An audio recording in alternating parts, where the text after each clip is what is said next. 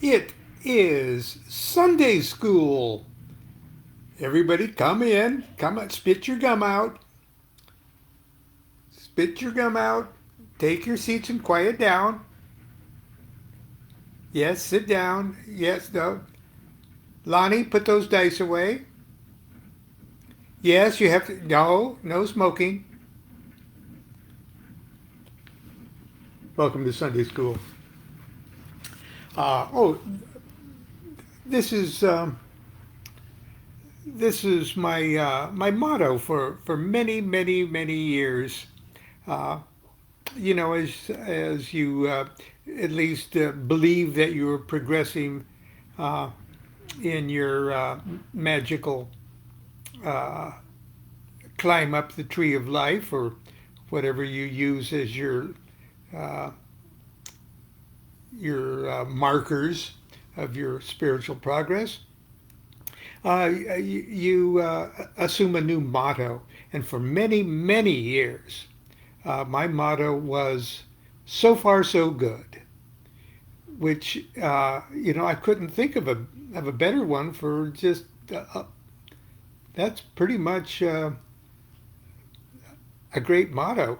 And so I translated it into Latin to be pompous and presumptuous, uh, to adeo sat bene. So far, so good. And that my good friend and writing partner Christopher Hyatt uh, had that stamp made up for me a number of years ago. So probably around 1989 or something, he had that made up for me with the OTO lamin on it and everything else. So uh, that has nothing to do with today's talk. Today's talk really doesn't have anything directly to do with this book either. The Book of Lies. This is my old wiser edition of the Book of Lies, but because I'm dealing with chapter 3 of Little Essays Toward Truth today, and it's called Sorrow. And in particular, he could have called it the trance of sorrow. And as we'll see, the sorrow that he's talking about is something far more uh, profound and subtle than what we think of as self-pity or depression or bummed outness. This is sorrow of a different nature. And I'm going to start by reading chapter 14, the one page, chapter 14, that's called Onion Peelings. This is from the Book of Lies. The universe is a practical joke of the general at the expense of the particular. Quoth Frater Perdurabo, and laughed. But those disciples nearest to him wept, seeing the universal sorrow. Those next to them laughed, seeing the universal joke. Below these, certain disciples wept. Then certain laughed. Others next laughed. Next others wept. Last came those that wept because they could not see the joke, and those that laughed lest they should be thought not to see the joke, and thought it safe to act like Frater Perdurabo. But though Frater Perdurabo laughed openly, he also at the same time wept secretly. And in himself he neither laughed nor wept, nor did he mean what he said.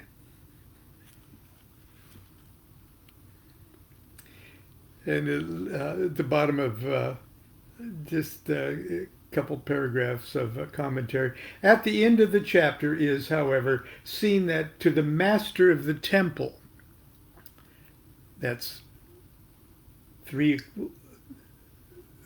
on the tree of life. To the master of the temple, the opposite perception occurs simultaneously, and that he himself is beyond both these. And in the last paragraph is shown that he realizes that the truth is beyond any statement of it. So keeping that in mind,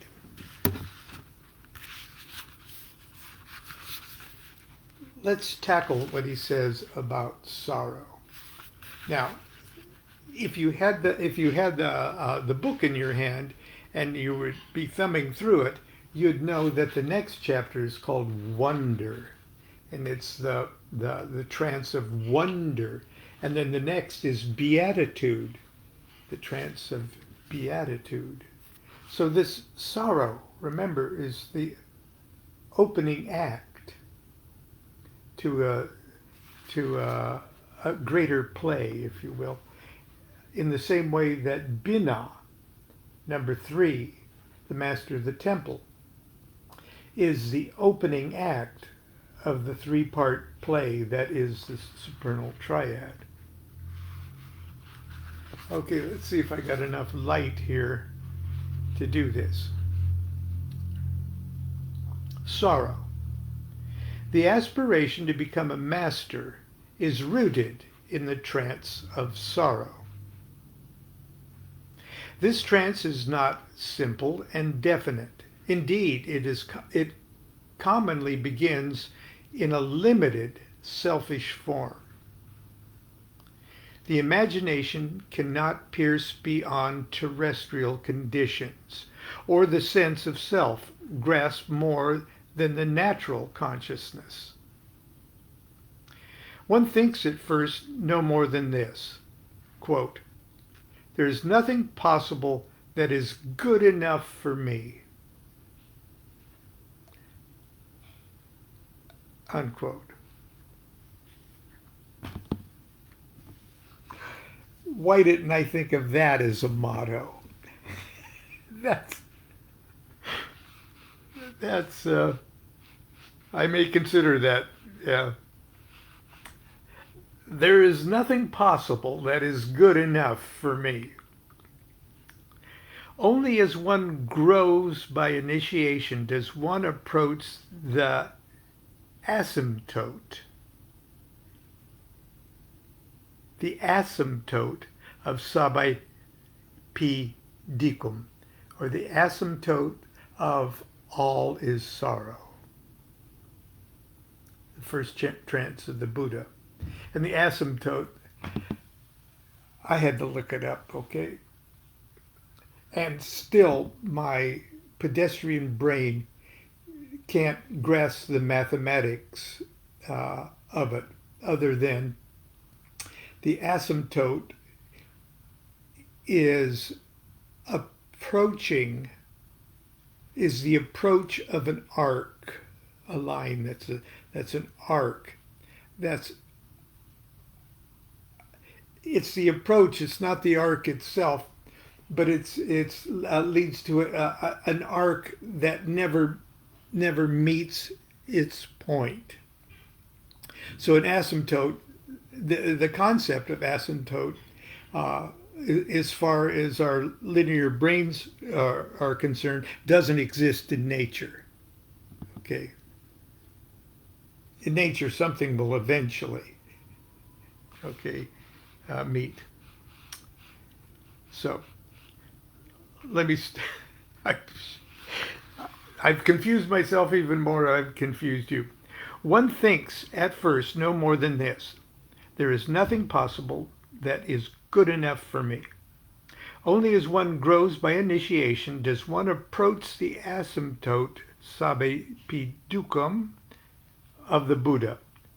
That's the Buddha's first trance.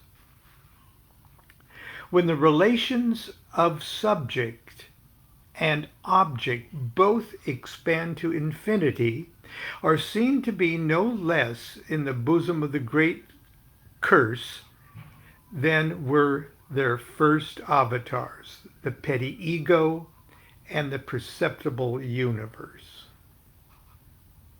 So also, for the transcending of this trance of sorrow. At first, the victory often comes by a trick of the mind. Extending subject or object, as the case may be, by an effort to escape reality, one seems for a moment to have defeated the equation, everything is sorrow. But the clouds regather as the mind recovers its equilibrium. Thus one invents some heaven, defining it arbitrarily as free from sorrow, only to find on exact examination that its conditions are the same as those of earth. Nor is there any rational issue from this hell of thought.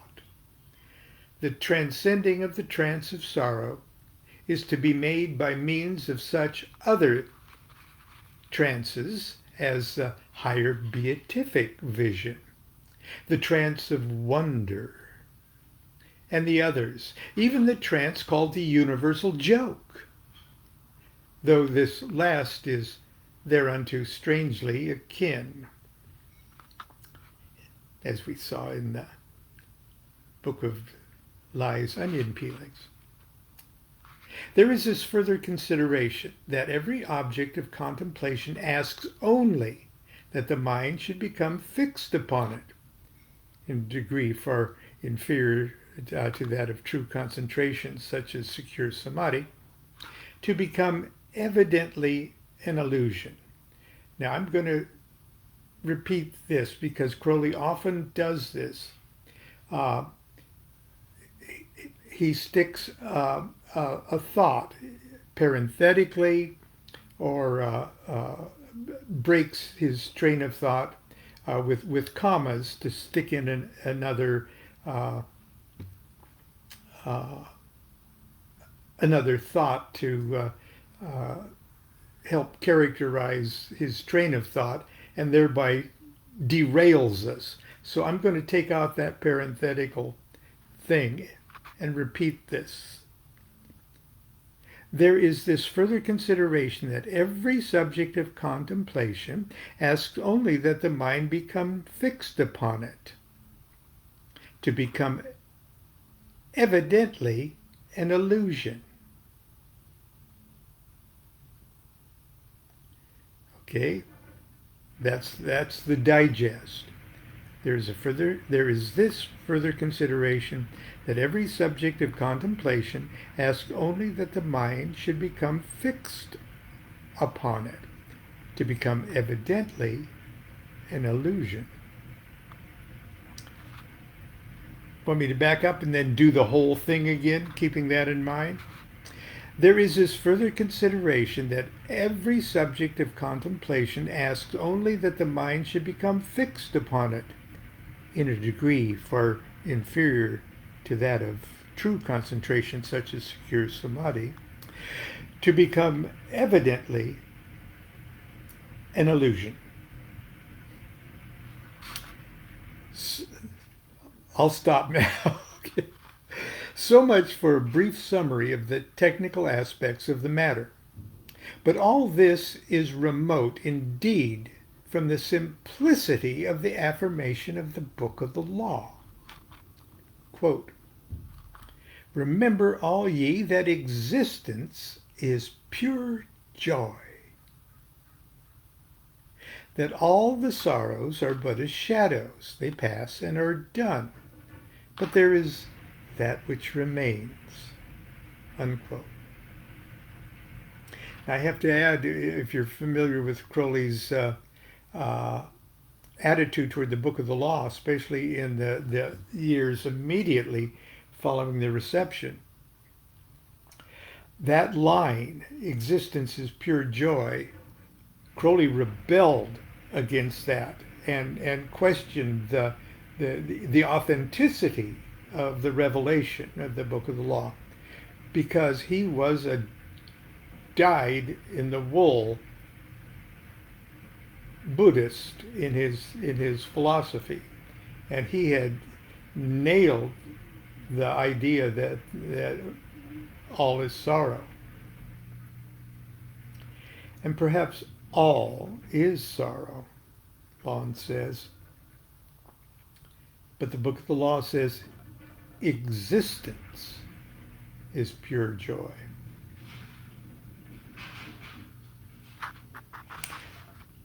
But I digress. Upon what can depend this perception, which claims to sweep away the fire of scorn, the formidable batteries of all serious philosophies of thought? The solution must lie in the metaphysics of Thelema itself. And here we come upon what is apparently a paradox, for the most disconcerting order, or the paradox of the most disconcerting order. For the Book of the Law, anticipating the most subtle of recent mathematical conceptions, that the greatest genius of this generation makes the unit of existence consist in an event, an act of marriage between Nuit and Hadit, that is, the fulfillment of a certain point of view, and not the procession of events. And is not the procession of events the very condition of sorrow, as opposed to the perfection of pure existence? That is the old philosophy, a tangle of false words we see more clearly. Thus, each event is an act of love, and so generates joy. All existence is composed solely of such events. But how comes it then that there should even be an illusion of sorrow? Simply enough, by taking a partial and imperfect vision. An example: in the human body, every cell is perfect, and the man is in good health. But should we choose to regard almost any portion of the machine which sustains him, there will appear various decompositions and the like, which might well be taken to imply the most tragic of events. And this would inevitably be the case had we never at any time seen the man as a whole. Oh my God, there's a man. Ooh, what's a man? Look at his skin. Ooh, it's dying. It's flaking. It's falling. It's decaying. Is the man dying, decaying, flaking? But I digress. And this would inevitably be the case had we never at any time seen the man as a whole, and understood the necessity of diverse processes of nature which combine to make life. Furthermore, to the normal or dualistic consciousness, it is precisely the shadows which pass and are done, which constitute the perceptibility that man sees is in fact just that which obstructs the rays of light. This is the justification for the Buddha saying everything is sorrow. In a word, everything. He is most careful to include specifically all those things which men count joyous. And this is not really a paradox, for him all reactions which produce consciousness are ultimately sorrowful, as being disturbances in the perfection of peace, or if you prefer it, the obstructions to the free flow of energy.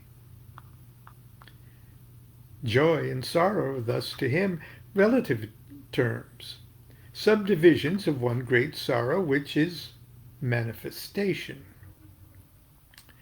We need not trouble to contest this view. Indeed, the shadows of which our books speak are those interferences with light caused by the partiality of our apprehension. The whole is infinite perfection, and so is each unit thereof. To transcend the trance of sorrow, it is thus sufficient to cancel the subject of the contemplation by marrying it to its equal and opposite in the imagination. We may also pursue the analytical method and resolve the complex which appears sorrow into atoms, into its atoms, into its skin cells. I threw that in. Each event of it is a sublime and joyous act of love, or the synthetical method, proceeding from the part to the whole, with a similar result. In any one of the movements of the mind is, with assiduity and enthusiasm, each movement of the mind is capable of transforming the trance of sorrow itself into the cognate trance attributed to understanding.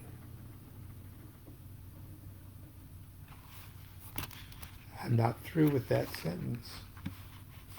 Because remember, understanding is the title of number 3, Bina, the master of the temple, the opening act, the trance of sorrow. 3 of swords is sorrow in the tarot. Okay. And any one of the movements of the minds with assiduity and enthusiasm, capable of transforming the trance of sorrow itself into the cognate trance attributed to understanding, turns it into the trance of wonder. And again, I'll pull that parenthetical out. And any one of the movements of the mind is the trance of wonder.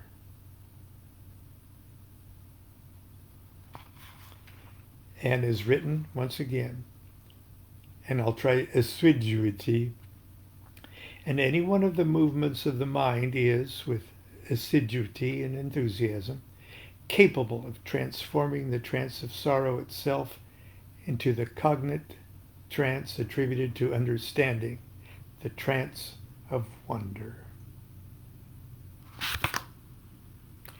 Sunday school is dismissed for another week. Everybody enjoy the weather that's probably different than weather ever has been before in your part of the country at this time of year. Certainly is here in California. Please know that whatever the climate adventure, your climate adventure is at the moment, I hope you weather it well. And we'll see you tomorrow, hopefully, for the trance of wonder. Do what thou wilt shall be the whole of the law. Love is the law. Love under will.